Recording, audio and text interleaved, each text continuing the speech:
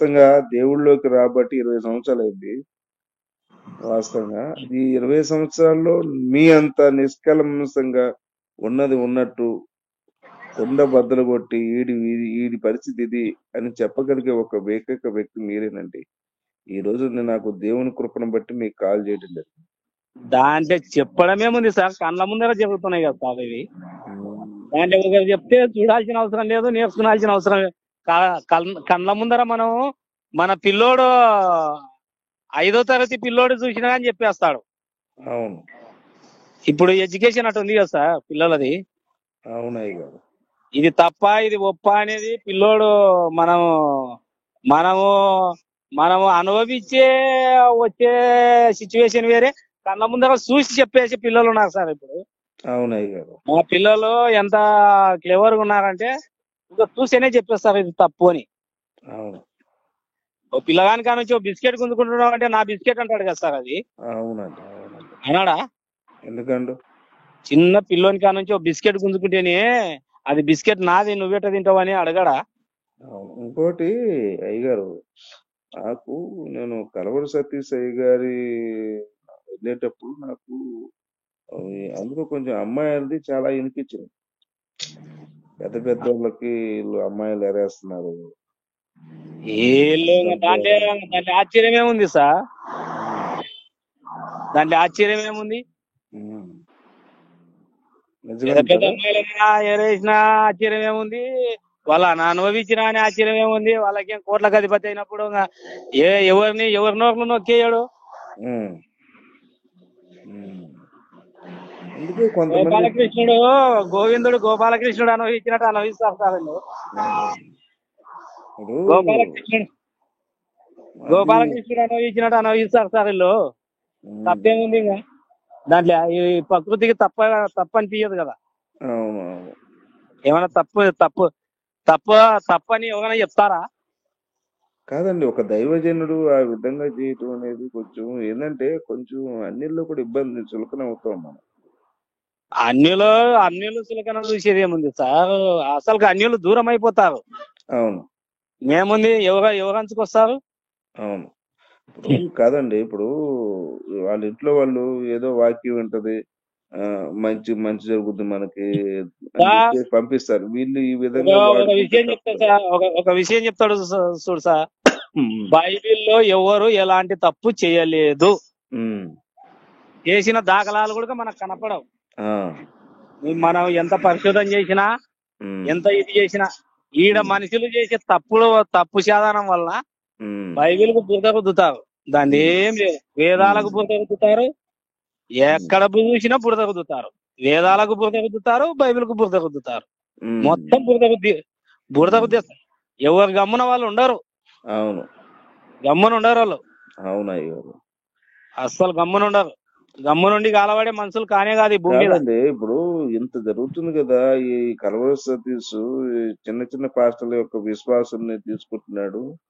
చాలా మంది అమ్మాయిల యొక్క జీవితాలు నాశనం అవుతున్నాయి కలవరి మినిస్ట్రీలో. మరి వాళ్ళ మీద యాక్షన్ ఎందుకు తీసుకోవట్లేదు గవర్నమెంట్ కానివ్వండి, కొన్ని మన సంఘాలు కానివ్వండి? వాళ్ళని ఏమైనా చెప్తూ కొట్టి తోడు ఉంటే కదా సార్, అది వాళ్ళ ఇంట్లో ఉండాలి. అది ఇప్పుడు వాళ్ళ ఇంట్లో వాళ్ళకి మంచిది అనిపిస్తుంది, వాళ్ళ ఇంట్లో వాళ్ళు కొట్టాలా సార్? ఇప్పుడు నా ఇంట్లో నేను తప్పు చేస్తున్నా అంటే నా ఇంట్లో వాళ్ళు కొట్టాలా? అంతే. ప్రజలే ఆయన గుద్దెమ్మడి పోయినప్పుడు ఇంకా ఎవరేం చేస్తారు? కరెక్టేనండి. ఇప్పుడు మనం ప్రజలు వాళ్ళు నమ్మి ఎందుకు వెళ్తున్నారు? దేవుని వాక్యం విందాము, కలవరి సత్యసాయి గారు పరిశుద్ధుడు, యేసు వల్లే ఆయన కూడా పరిశుద్ధుడు అని ఆయన నమ్మి వెళ్ళినప్పుడు ఆయన ఇలాంటి బ్రోకర్ పనులు చేస్తుంటే మరి వాళ్ళ ప్రజలు తిరగబడరా? ఈ రోజు అంటే తిరగబడరు, రేపొద్దున తిరగబడరా? ఇప్పుడు రంజిత్ ఆయన విషయం బయటికి రాలేదా? ప్రసన్న బాబు విషయం బయటికి రాలేదా? విషయాలు కూడా బయటకు వస్తాయి కదా. తిరగబడే కొన్ని ఊర్లలో సంస్థలు మూసేసినారు రానియకుండా. ఆయన అట గాలికి వదిలేసే పని అయితే మండలంలో పెడతాడు సార్ ఆయన. ఆయనని ఇప్పుడు ప్రజలు తిరస్కరించినారు వాళ్ళు. ఆయన కాడున్న డబ్బుకు, ఆయన కాడున్న పరపతికి, ఆయన కాడున్న స్తోమతకు ఒక్కొక్క మండలంలో ఆంధ్రాలో గాని తెలంగాణలో గాని మండలంలో వాళ్ళది చర్చి ఓపెన్ అయిపోతుంది. ఎంత ఉంటుందండి ఈయనకి ఆస్తి సుమారుగా మామూలుగా కరూరు సతీష్? ఏముంది సార్, వాళ్ళకు ఆయన కోట్లకు అధిపతి. ఇంకా ఏముంది, ఇంకా మనం ఊకే మనం సింపుల్ గా ఎవరైతే ఏముంది మన ఇద్దరే మాట్లాడుకుంటున్నాం కదా సార్. అవునండి, ఎంత ఒక 20 కోట్లు ఉంటుందా? 20 కోట్లు 20 ప్రజలే వేసేస్తారు సార్. 20 కోట్లు 30 కోట్లు ఏంది, 20 కోట్లు 30 కోట్లు. ఒక వ్యవసాయదారునికి 20 ఎకరాలున్న ఆసామికి ఉంటది కదా సార్ 20-30 కోట్లు. ఒక భూమి ఒక ఎకరా అమ్మితే ₹1 పోతుంది. ఇంకా 20 ఎకరాలకు 20 కోట్లు నువ్వు వేసి అంచనా అదే కదా. అవును, 20 కోట్లది ఏంది 20 కోట్లు? 20 కోట్లు అంటే 20 కోట్లు ఇప్పుడు చిన్న చిన్న చిన్న చితగా రైతుకు ఉంటది సార్ 20-30 కోట్లు. ఎట్లా లెక్కేస్తాం అది? ఎంత ఉండొచ్చు వెనక సుమారుగా? ఎంత లెక్కే కాదు అంచనా మనము చెప్పలేం సార్ దాన్ని. అబ్బో, ఎట చెప్తాం మనము? ఇంకా అట్ట అంటే మీరు చెప్పిన దాన్ని బట్టి 200-300 కోట్ల పైన ఉండొచ్చు. అది ఊహించలేంది అది. అబ్బో, ఇంక ఊహ కూడా ఉన్నట్లేదు అంటే ఏం చెప్పలేదు కదా అది. ఏం చెప్తాం మనం? ఊహ దాని అది లెక్క చెప్పిస్తా సార్ వాళ్ళు ఏమన్నా. అవును, ఇప్పుడు నీ సంపాదన నెలకు 30,000 నీ సంపాదన అనుకో సార్. మీరు ఏం పని చేస్తారో, నేను పత్తి వ్యాపారం అండి. ఏం పత్తనో ఎవరో తెలియదు నాకు. నాది పత్తి వ్యాపారం సార్. నేను రైతుల దగ్గర పత్తి కొని నేను మోతుబల్లికి అమ్ముతుంటాను. నువ్వు పత్తి వ్యాపారం చేస్తావు లేకపోతే ఏం వ్యాపారం చేస్తావు, నీ సంపాదన నీది సార్. నీ సంపాదన నాకు చెప్పండి, చెప్తావా? ఏముంది సార్, నాకేం బాధలేదు సార్. 3 లక్షల దాకా వస్తాయి సంవత్సరానికి. అన్ని బోర్లు సంవత్సరానికి మొత్తం సంవత్సరం మొత్తం కష్టపడితే 1,00,000-1,50,000 మిగులుతాయి సార్. ఒక్కోసారి భగవంతుడు ఆయన దయ ఉంటే 3 లక్షలు 4 లక్షలు 5 లక్షల దాకా మిగిలిన రోజులు ఉన్నాయి. అందులో అబద్ధం ఆడాల్సిన అవసరం నా సొమ్మే నువ్వు తీసుకుంటావా? అయితే నేను ఇప్పుడు 3 లక్షలు అంటే ఒక వారానికే వచ్చేసే కదా సార్ నీ సంపాదన అంతా ఆయన పెట్టిన దానికి మెయింటెనెన్స్ అంతా. అవును, అవునయ్య గారు, అవును. ఏముంది ఆడ? అవును, వచ్చే సంపాదన నువ్వు అందాజుగా సంవత్సరానికి 10 లక్షలు మిగిలిస్తావు అనుకో, 10 లక్షల్లో ఒక నెలలనే వచ్చేసానే. అవును, అవునయ్య గారు. 4 మెసేజ్లకే వచ్చేసాయి కదా సార్. అవును, 4 మెసేజ్లకు 4 లక్షలు, ఒక్కొక్కసారి ₹1,00,000 కానికవన్నీ కూడా 4 జిల్లాల్లో 4 లక్షలు ఆనే 12 లక్షలు 20 లక్షలు అయ్యి కదా సార్ వారానికి. అవునయ్య గారు. నెలకు అందాజుగా లెక్కేస్తే కూడా. అవును, మీకేముంది? అవునయ్య గారు. ఏమన్నా ఉందే? చాలా దారుణమయ్య గారు. నేను కలవర సతీష్ అప్పుడు వెళ్ళినప్పుడు నేను ఒక 4-5 తూర్లు వేసానయ్య గారు దర్శన భాగం. ఇక నాకెందుకో ఇది ఏదో చాలా తేడా కొడుతుందని చెప్పి ఆపేశాను. అంటే బెదిరిస్తున్నాడు అయ్య గారు, మీరు దశంభాగం వేయకపోతే నాశనం అయిపోతారు, మీరు వృద్ధి చెందాలంటే దశంభాగం వేయాలి అని చెప్పి అదొకటి. మీరు తెచ్చే ప్రతి వ్యక్తి దగ్గర భోజనానికి ₹70 వసూలు చేశాడు. మన ఫ్రెండ్స్ తీసుకెళ్తాం కదా అయ్య గారు, అది దశమ భాగము చేయడమే, దశమ భాగం పెట్టడమే తప్పు. దశమ భాగము అసలుకు లేదు సార్. దశమ భాగము ఊగేళ్ళు అంటగడుతున్నారు కానీ బైబిల్లో. అవును, దశమ భాగం లేదు. దశమ భాగం వల్ల అప్పుడు 12 గోత్రాలలో ఉన్న వాళ్ళకు ఆస్తి పంపకాలు జరిగేటప్పుడు ఒక గోత్రానికి ఆస్తి పంచలేదు. అవును, చూసినారా మీరు? అవును, మీరు బైబిల్ పరిశోధన చేయరి. ఏమి ఒక గోత్రానికి 12 గోత్రాలలో దేవుడు పంచేటప్పుడు, ఆయన యాకోబు సాగు పంచేటప్పుడు పెద్ద ఆయన ఒక గోత్రానికి ఆయన ఆస్తి పంచలే. అవును, ఆయనకు సేవ పంచినాడు. అవును, ఆ సేవ పంచినప్పుడు వాళ్ళకి ఇవ్వాల్సిన మెటీరియల్ వాళ్ళు ఎవరెవరు ఎంత ఇస్తారో వాళ్ళ నీతి నిజాయితీ బయటపడుతుంది అనే దానికి వాళ్ళ గోత్రాలలో అదొక నిబంధనలు అక్కడ వాళ్ళు పెట్టినారు అట్లా. అంతే గారు. అంతేనా? అంతే అంతే. ఆస్తి లేవీయులకు ఏమైనా ఆస్తి పంచినాడా సార్? అవును, అది లేవీలకు ఇవ్వబడింది సార్. అది నేను లేవీయులకు ఏమైనా ఆస్తి మాట అడుగుతాను నిన్ను. ఏం నువ్వు లేదు. బైబిల్ చదువు నాకైతే తెలీదు. నేను లేవీయులకు ఏమైనా ఆస్తి పంచినాడా? లేదండి, లేదు పంచరా. లేవీయులకు ఆస్తి పంచినాడా? లేదండి, పంచలేదు. మరి ఆనాడు లేవీయులు, ఈనాడు లేవీయులా ఏమన్నా? అదే అదే అదే కరెక్ట్. వీళ్ళ సంబంధం లేదు కదా అసలు. సంబంధం లేని విషయాన్ని తెచ్చి నెత్తికి రుద్దుకుంటే ఇట్నే ఉంటుంది సార్ ఇది. అంటే ఏమన్నా ఇప్పుడు ఇప్పుడు ఒక విషయం చెప్తా సార్. నేను ఇప్పటికి 15 సంవత్సరాలు, ఇప్పుడు నేను సిఎస్ఐ డైసిసిలో దశం భాగం అయ్యాక 15 సంవత్సరాలు 20 సంవత్సరాలు అయ్యానుకో, అంటే నేను నాశనం అయిపోతానా?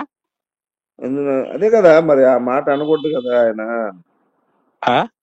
ఒకవేళ నేను నేను నేను ఏస్తలేను, పోతలేను. నేను ఏస్తలేను, ఆ సిఎస్ఐ డైసిస్కి ఏస్తలేను, పోతలేను. నేనేమన్నా నాశనం అవుతానా? ఎట్లా అవుతాం? పోనీ నా పిల్లలు ఏమైనా నాశనం అవుతారా? ఎందుకు అవుతాం అయ్య గారు, వాళ్ళు అలా అంటారు అంతే. ఇంకొకటి ఏంటంటే నాకు విచిత్రం, ఇప్పుడు ఆయన యొక్క మందిరం, అది దేవుడి మందిరం, ఆయన కట్టించుకున్నది, ప్రజల దగ్గర తీసుకుని కట్టించుకున్నాడు. అక్కడ స్టేజ్ మీద ఆయనే ఉంటాడు. బౌన్సర్లు ఎందుకండి నాకు అర్థం కాదు. 10 మంది బౌన్సర్లు పెట్టుకుంటాడు పక్కన. బౌన్సర్లను పెట్టుకుంటారు, గన్మెన్లను పెట్టుకుంటారు, తప్పితే గనులే యుద్ధ ట్యాంకులు కూడా పెట్టుకుంటారు వాళ్ళు. అది ఏందండి, అదే దేవుని సేవ? చెప్తలేను సార్. దేవుని సేవ ఎందుకంటారు? అసలు నువ్వేమన్నా రాజకీయ నాయకుడువా, లేదా సీఎంవా, పిఎంవా, లేదా డీజీపీవా, లేదా ఏమన్నా కనీసం ఎమ్మెల్యేవా? కాదు కదా. ఇప్పుడు నువ్వు దేవుని సేవ పెట్టుకుంటాడు, బాడీ గార్డ్లను పెట్టుకుంటాడు, ఆయన ఏమైనా పెట్టుకుంటాడు. ఇప్పుడు ఏంటి అసలు అయితే నువ్వు యేసువారిని నమ్మనట్టేగా. యేసువారు నిన్ను రక్షించడు, ఈ బౌన్సర్లే నన్ను రక్షిస్తారు, ఈ తుపాకులే నన్ను రక్షిస్తాయి అనే నువ్వు ఏం మెసేజ్ ఇస్తున్నావు అసలు? ఏం మెసేజ్ లేదు. ఆ మెసేజ్ లో ఇని వాళ్ళు ఏం బాగుపడేదేం లేదు, వాళ్ళు ఏం చెడిపోయేదేం లేదు. వాళ్ళు ఊగే ఏమేంటే వాళ్ళు తాత్కాలికంగా పోతున్నారు కూలి బోధకులు. అక్కడ బైబిల్లో మాట ఉంటది, కూలి బోధకులని. అవును.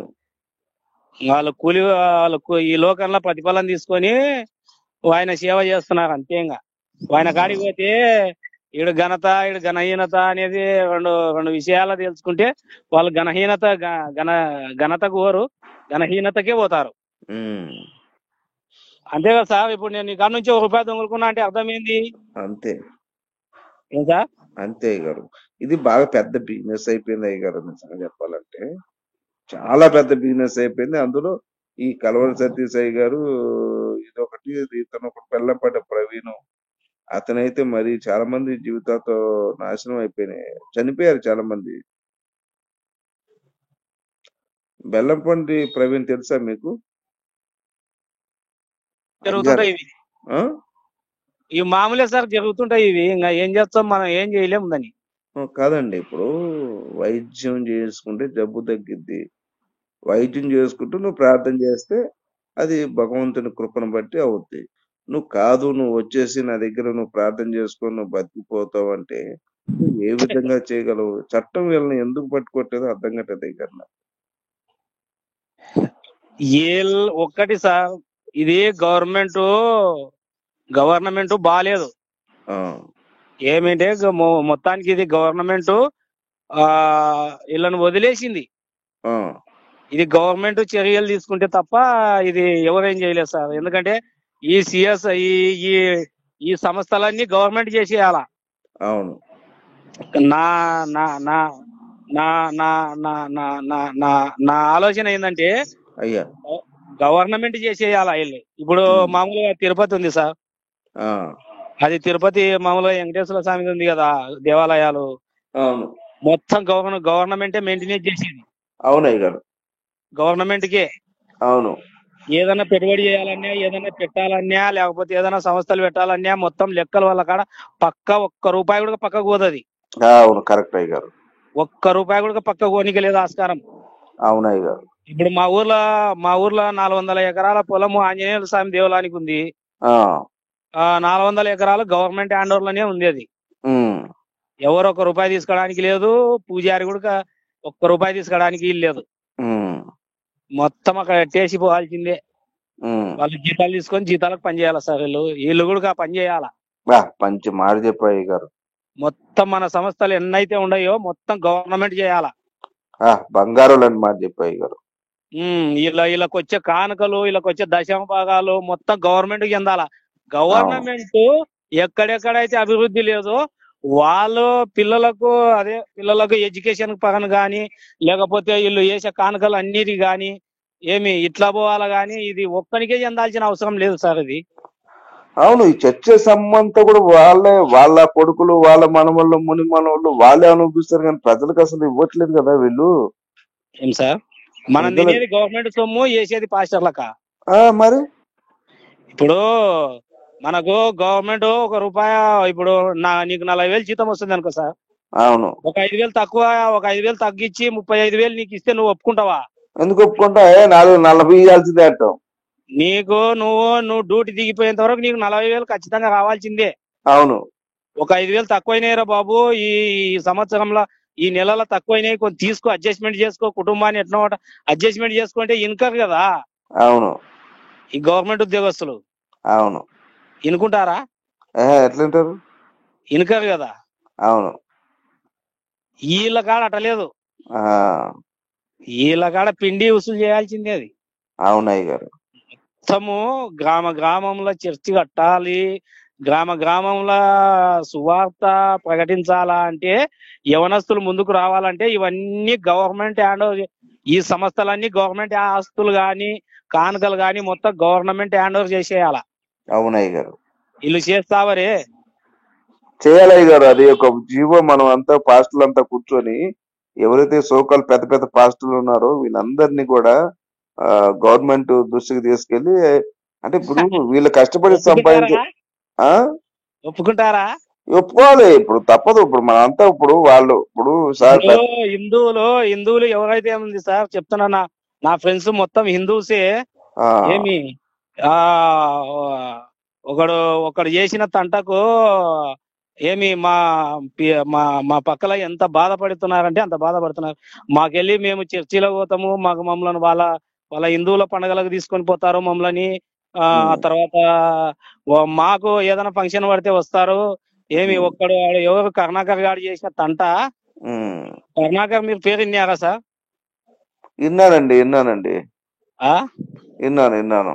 ఒక్కడు చేసిన తంట ఏమి ఎంత మాకు విరోధం కల్పించినారో అంత విరోధం కల్పించినారు. ఏం సార్? అవునయ్య గారు. అయితే ఇంకొకటి ఏంటంటే అయ్య గారు, వీళ్ళకు ఒక విషయం చెప్తా సార్. ఇప్పుడు బైబిల్లో తప్పు ఉంది అని వాళ్ళంటారు, పురాణాల్లో తప్పు ఉంది అని వీళ్ళంటారు. ఏమి వీళ్ళకి అసలు దాంట్లో మంచి ఎందుందో మనం తీసుకోవాల్సింది అంతే, మనకు అవసరం. అవును, దాంట్లోనే చెడుతోటి మనకేం పడింది? ఒకడు ఎవడో చేసిన తంట, బైబిల్లో ఎవడో ఒకడు తంట చేసింటాడు, అదంతా ఎత్తి మనం నెత్తికి రుద్దుకుంటామా? అవును. ఏం సార్? అవునయ్య గారు. పురాణాల్లో ఎవరో తప్పు చేసింటారు, అవన్నీ ఎత్తుకొని మనం నెత్తికి రుద్దుకోలేం కదా. అవునయ్య గారు. ఇప్పుడు పురాణాల్లో ఎవడో తప్పు చేసి ఆ తప్పుని ఎత్తి చూపి ఇదో ప్రజలకు ఇట్లా చేసినాడు కదా, ఇది మంచిది కాదు రాబాయ్ అని వాళ్ళు రాసింటారు అనుకో. పెద్దోళ్ళు సహజంగా రాసింటారు. పలానప్పుడు పలాని ఇది చేసినాడు, వీడు తల్లిని చంపినాడు, వీడు ఇంతమందిని భార్యలను పెట్టుకున్నాడు, ఇంతమందిని రేప్ చేసినాడు, ఇంతమందిని అనుభవించినాడు అని మామూలుగా రాసింటారు. వాళ్ళు భవిష్యత్ తరాలకు తెలియజేయాలని రాసింటారు అనుకో. అవన్నీ మనం నెత్తికేసి ఉద్దుకలేం కదా. అవును, ఉద్దుకుంటామా? లేదయ్య గారు. అట్లా ఏదో మంచి ఏది ఉందో మనం ఆ మంచిని మాత్రమే తీసుకుంటాం. ఏమైనా దాంట్లో ఏమైనా తప్పు ఉందా? తప్పే ఉండదు అయ్యారు. ఇంకొకటి ఏంటంటే అయ్యగారు, నేను నాకు తెలిసి అన్యులు ఈ భాషలు ఎందుకు ప్రశ్నిస్తున్నారనే విషయం కూడా నేను గమనించాను. కూడా వీళ్ళు ఏంటంటే వాళ్ళు సైతాన్లు, రాళ్ళు, రప్పలు వాళ్ళు అనకూడదు. మనలో వీళ్ళు క్రిస్టియన్లు అనకూడదు కదా. వాళ్ళకు పూజ చేసుకుంటారు, చెట్లకు పూజ చేసుకుంటారు. రాయి సైతాన్ అని ఎవడు చెప్పినారు సార్? ఇప్పుడు రాయి ఉంది, రాయి సైతానా? చెట్టు సైతానా? ఇప్పుడు ఒకటే గారు, నేను మాట చెప్తా, ఏమి ఈ మాట క్లోజ్ గాని. ఇప్పుడు రాయి సైతానా? ఎట్లవుతుంది అయ్యారు? చెట్టు సైతానా? ఎట్లవుతుంది? లేకపోతే ఏదైనా నమ్మరాయికి ఏదైనా నామాలు పెట్టింటారు వాళ్ళు, అదేమన్నా సైతాన్? అదేమన్నా నిన్ను వచ్చి కొట్టిందా? అదేమన్నా నిన్ను వచ్చి తిట్టిందా? అవును. అయితే అయ్యగారు నాకు ఇక్కడ కొంచెం అనుభవం ఉంది. ఏం సార్? ఇదేమంటే వీళ్ళు అన్యులు ఎట్లా పూజిస్తారంటే అయ్యగారు, రాయి అనేది ముఖ్యంగా రాయే, కానీ దాన్ని ఒక వాళ్ళకు సంబంధించిన దేవుడిగా మలుచుకొని వాళ్ళ మంత్రోచ్చరణ ద్వారా ఆ అంతే యొక్క రాయికి ఆ భగవంతుని ఆహ్వానించి అక్కడ ప్రాణ ప్రతిష్ఠ చేస్తారు. అంతే కదా సార్, ఇంకా దాంట్లో ఆ ఏముంది? ప్రాణ ప్రతిష్ఠ చేసిన తర్వాత ఆ, కళ్ళు తీసేటప్పుడు అద్దం చూపిస్తారు. ఆ, అద్దం చూపిస్తే ఆ అద్దం పగిలిపోద్ది అయ్యారు, నేను చూశాను. ఆ. అంటే ప్రాణ ప్రతిష్ఠ జరిగింది భగవంతునికి. ఇప్పుడు అదే మనం సార్ ఇప్పుడు ఇప్పుడు మన యెహోవా దేవుడు కూడా పగటి యందు అగ్ని స్తంభం గాను రాత్రి యందు మంచు స్తంభం గాను ఉంటాడు ఆయన. అదే సార్ ఇప్పుడు ఏదేమైనప్పుడు కూడా అది సైతాన్ కాదు సార్, ప్రకృతి సైతానా. ఎట్లా అవుతుంది? ప్రకృతిలోనే వస్తువే కదా సార్ అది, రాయి అంటే కూడా మనము. ఇప్పుడు ఇప్పుడు నా తల్లి నాకెంత ప్రేమ ఉంటుందో నీ తల్లి మీద నీకెంత ప్రేమ ఉంటది. అంతే. నా తల్లి నాకే గొప్ప, నీ తల్లి నీకే గొప్ప. నువ్వు నా తల్లిని తిట్టకూడదు, నీ తల్లిని కూడా తిట్టకూడదు. తిట్టకూడదు, ఏం అవసరం అక్కడ ఉంది? ఈ పాస్టర్లు వాస్తవంగా వీళ్ళ ఆగడాలు భరించి భరించి భరించి వాళ్ళు ఇప్పుడు తిరగబడ్డారు అయ్యారు, నేను గమనించాను. మరి ఏందనుకున్నావు? వాళ్ళు వాళ్ళు వాళ్ళు వాళ్ళు రాని కూడా అవకాశం లేకుండా చేసినారు సార్ వీళ్ళు. రారు వాళ్ళు, రానికి ఏం అవకాశం లేదు. ఎందుకంటే ఒకటి సార్, ఇప్పుడు ఒకటి ఏది విషయం అంటే, ఇప్పుడు ఒకటే ఒక అవకాశం ఉంది మనుషులకు. ఈ డబ్బు వ్యామోహం అనేది వదిలేసినారనుకో ఏ సమస్య ఉండదు. అవును. ఈ డబ్బు సమస్య వలన మెయిన్ ముఖ్య ఉద్దేశం ఏడబడుతుంది, మెయిన్ బైబిల్ కు లోడ్ ఏడబడుతుంది అంటే డబ్బు కాడబడుతుంది సార్. అవును, డబ్బు కోసమే కదా అయ్యారు చాలా మంది పాస్ట్. ఇప్పుడు ఇంకొకటి అయ్యారు, నేను చాలా సాక్ష్యాలు విన్నాను. ఆ పాస్ట్ ఏమన్నాడంటే, నేను లోగడ మానభంగాలు చేశాను, మడ్డలు చేశాను, నేను డకాయిట్ని, గంజాయి తాగుతుంటాను, మత్తు పదార్థాలు అలవాటు ఉంది, నేను అమ్మాయిలను కూడా బ్రోకరేజ్ చేస్తాను, లోగడ ఎంత చేసిన తర్వాత ఇంకా నేను యేసుని నమ్ముకున్నాను, పరిశుద్ధున్నయ్యా, పాస్తున్నాయ్యా అని అంటాడు. అంతే. ఇప్పుడు ఏమండి ఆడికి అయిపోతుందా? ఆడికి ఇప్పుడు నువ్వు ఇన్ని దరిద్ర పనులు చేసావు, నువ్వేం వాక్యం చెబుతావు? అంటే వాక్యం అంటే నేను కూడా దరిద్రంగా రేపులు చేయాలి, మానభంగాలు మర్డర్లు చేయాలి, అమ్మాయిలు బ్రోకరేజ్ చేయాలి, అప్పుడే నేను కూడా పాస్టర్ అవుతాను వాడు కూడా అంటాడు. ఏం చేస్తావు ఇంకా? నేను ఏమి లేదు. ఇప్పుడు 100% ఇదే సాక్ష్యం అండి అయ్యగారు. చూసినా సార్, నేను కూడా అదే చూసిన, ఇల్లాను కూడా నేను. ఇప్పుడు చూసినాను, ఏమి నా కన్న ముందర నేను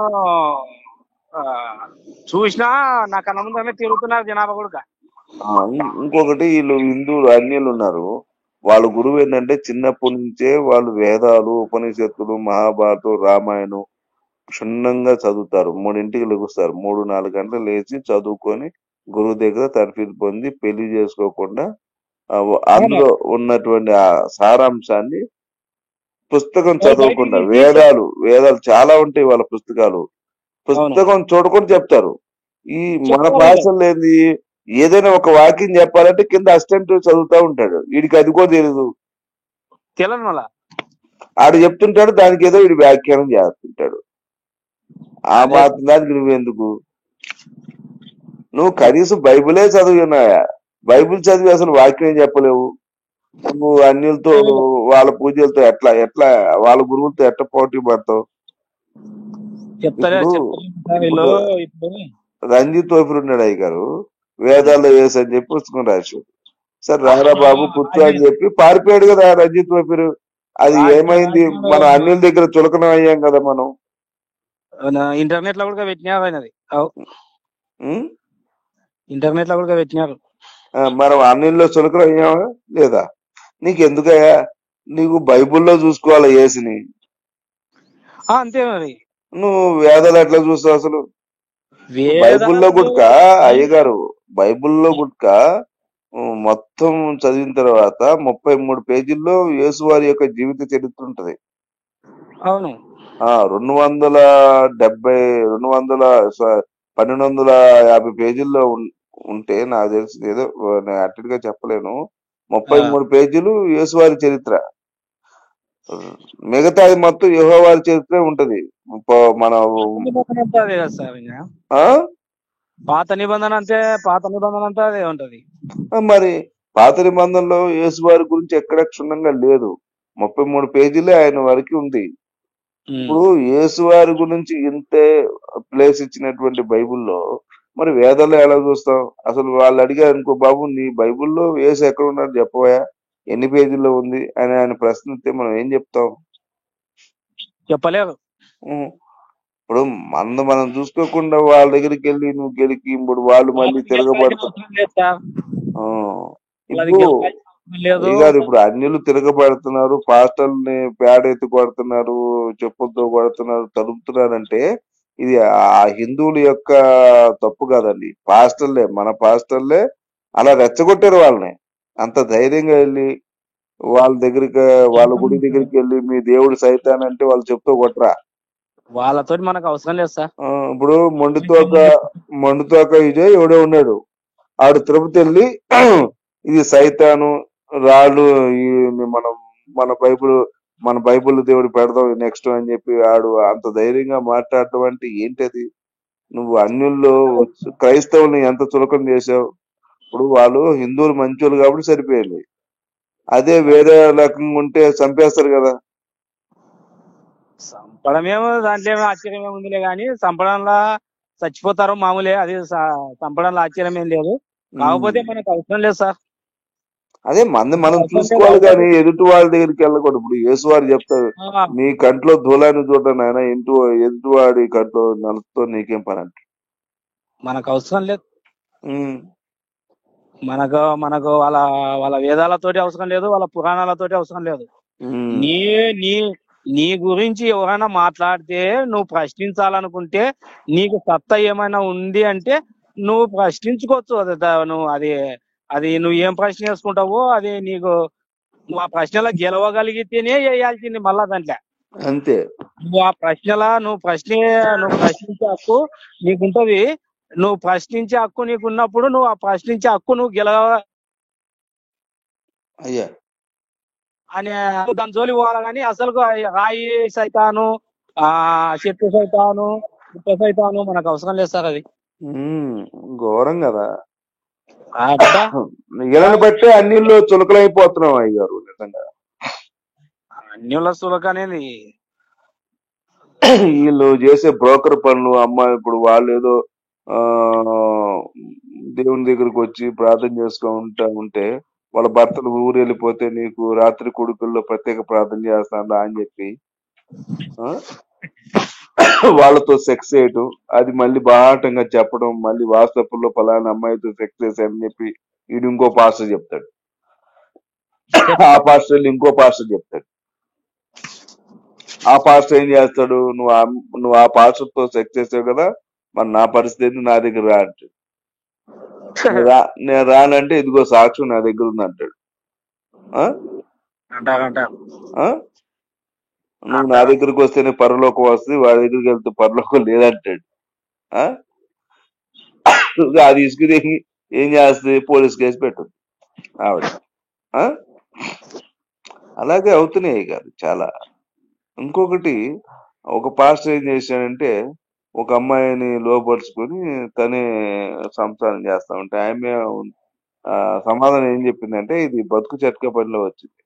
ఏంటమ్మా నువ్వు మీ భర్తను కాకుండా అతని దగ్గర అంటే, పరిశుద్ధ ఆత్మ పేరంతో నేను అతనితో చేస్తున్నాను, నాకు అతనే పాస్టర్ కావాలి, భర్త వద్దాన్ని. ఎందుకంది ఆడు చెప్పాడు కాబట్టి, నా దగ్గర ఉంటేనే పరిశుద్ధ ఆత్మ నీ దగ్గర ఉంటది, నీకు పరలోకం ఉంటది అని చెప్పి వాడు ఆమె లోపరుచుకున్నాడు.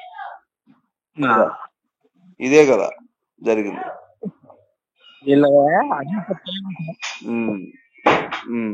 వీళ్ళు చేసే కొన్ని లోపాల వలన మెయిన్ ఎడ్డుకోవడానికి ఇంత జగడం వస్తుంది. అదే కదా అయ్యగారు, వీళ్ళు చేసే అడ్డగోలు పనులకు. స్వామి అయ్యగారు ఉంటా సార్.